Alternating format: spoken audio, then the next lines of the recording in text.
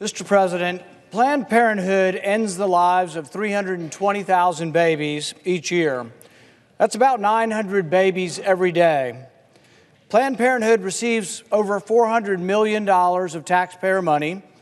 The government, with a wink and a nod, tells us that Planned Parenthood doesn't spend the money on abortions. But everybody knows that the taxpayer is really cross-subsidizing Planned Parenthood's abortion mills. My amendment would end funding to Planned Parenthood. My amendment is already included in the House version. And yet, my amendment is now being blocked by Republicans. Why would Republicans block a vote on defending Planned Parenthood? May surprise some, because so many Republicans go home and say they're against Planned Parenthood. But this vote could happen right now, today, if Republicans don't object. Now, everybody knows that Democrats love abortion and Planned Parenthood, more than life itself. But Republicans? Many voters think that Republicans actually care about the unborn. Many voters think Republicans are really opposed to government-funded abortions. But the dirty little secret is that Republican leadership is blocking my amendment to defund Planned Parenthood. That's right. The Republican leadership has filled the amendment tree to block my defund Planned Parenthood amendment. But how can that be? Surely Republican leadership doesn't favor abortion funding? The answer is a curious one. The truth is that Republican leadership favors bloated government spending more than they care about Planned Parenthood. This appropriations bill before us exceeds the spending caps by nearly $100 billion. Big spending Republicans fear that blocking funding for Planned Parenthood would derail their plans to greatly expand the welfare warfare state. So be it. The public has long known that Democrats are the abortion party.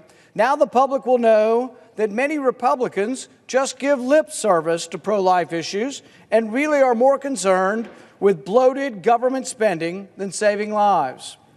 Of the 320,000 babies that Planned Parenthood will abort this year, about 6,400 of these babies would be geniuses. They would develop into geniuses if they were allowed to live. Perhaps one of these potential geniuses would have discovered a cure for cancer or Lou Gehrig's disease. Of the 320,000 babies aborted by Planned Parenthood every year, about 1,000 would become doctors, 1,500 would become engineers, 1,200 lawyers, 3,400 teachers, and 400 pastors. But all of that potential is lost each year as a consequence of Planned Parenthood.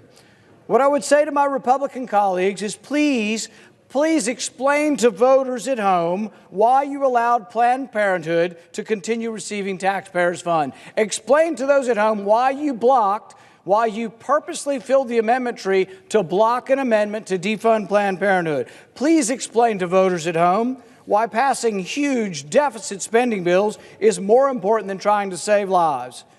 And please explain to America why anyone would trust politicians who continue to break their promises. So make no mistake about it. My amendment to block funding for Planned Parenthood is being blocked by Republicans. In a moment, one of the Democrat leaders will stand up and ask for a vote on my amendment as well as a Democrat amendment. We don't agree on the policy, but we agree that if you allow an amendment from each side, we could have some comedy, we could have some debate, and we could live to disagree on another day.